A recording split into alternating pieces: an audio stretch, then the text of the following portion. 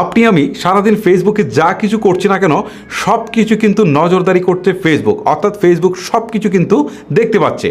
So এইটা কিন্তু বেশ রিস্কি একটা ব্যাপার। সো আপনি চাইলে কিন্তু এই অপশনটা বন্ধ রাখতে পারেন।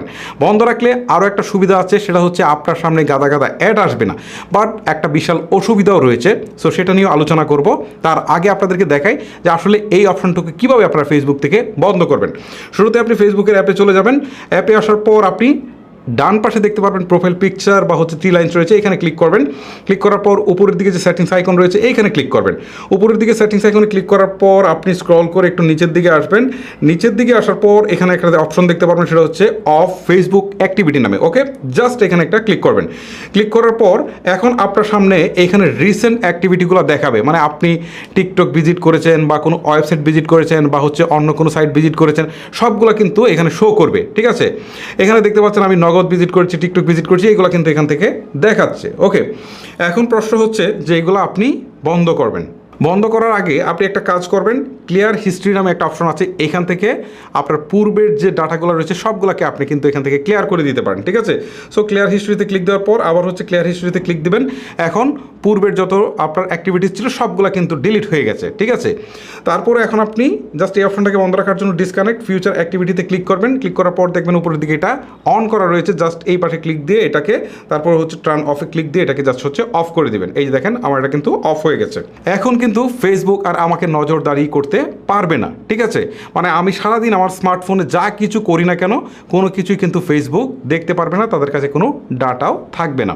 এখন এইটা কিন্তু একটা সুবিধা, পাশাপাশি অ্যাডও কম আসবে, সেটাও আরেকটা সুবিধা। তবে আরেকটা অসুবিধা হচ্ছে এই যে অ্যাড কম আসবে তাতে একটা সমস্যা রয়েছে।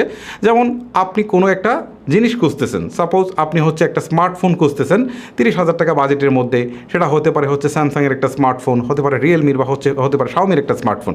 তো দেখা গেল যে এই রিলেটেড পোস্টগুলো কিন্তু ফেসবুক আপনার সামনে বারবার এনে দিত, যার ফলে কিন্তু আপনি সহজে ডিসিশন নিতে পারতেন, অথবা এই রিলেটেড ফিচার্স যেগুলো রয়েছে সেইগুলো এনে দিত, তখন কিন্তু আপনি অনেক কিছু বুঝতে পারতেন, বা এটার সিমিলার জিনিসগুলো এনে দিত, তখন আপনি অনেক কিছু কিন্তু বুঝতে পারতেন। বাট এই বিষয়টা বন্ধ রাখার কারণে ফেসবুক কিন্তু আপনার অ্যাক্টিভিটিসগুলো বুঝতে পারবে না, যার ফলে কিন্তু এই ধরনের অ্যাড আপনার সামনে শো হবে না।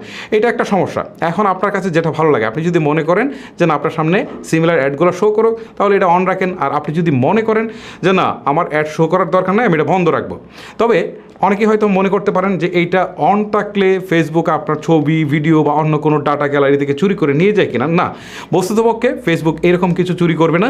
জাস্ট ফেসবুক হচ্ছে এই অ্যাডের জন্য বেসিক্যালি এটাকে ইউজ করে থাকে। ঠিক আছে, বিভিন্ন ডাটা তারা হচ্ছে বিভিন্ন কোম্পানির কাছে দেয় যে এই ব্যক্তি এই জিনিসগুলোতে ইন্টারেস্টেড, তখন যারা এই জিনিসগুলো সেল করে থাকে তারা হচ্ছে আপনার সামনে এই একটা শো করে, মানে এটা হচ্ছে রোবটের সাহায্যেই শো করানো হয় আর কি। আমি জাস্ট বিষয়টাকে একটু সহজ করে বোঝানোর চেষ্টা করেছি আপনাদেরকে। সো এখন ডিসিশন একান্তই আপনার, আপনি কোনটা চালু রাখবেন। যেমন আমার কাছে পার্সোনালি এই জিনিসটা বন্ধ রাখায় আসলে মনে হয় যে স্টেও, মানে আমি পার্সোনালি বন্ধ রাখবো, কারণ আমি অ্যাডগুলো খুব বেশি দেখতে চাই না। তারপরেও আপনার কি অভিমত সেটা আমাকে নিচে কমেন্ট করে জানাতে পারেন। আজকের মতো আমি হিমেল এখানে বিদায় নিচ্ছি। আল্লাহ হাফেজ।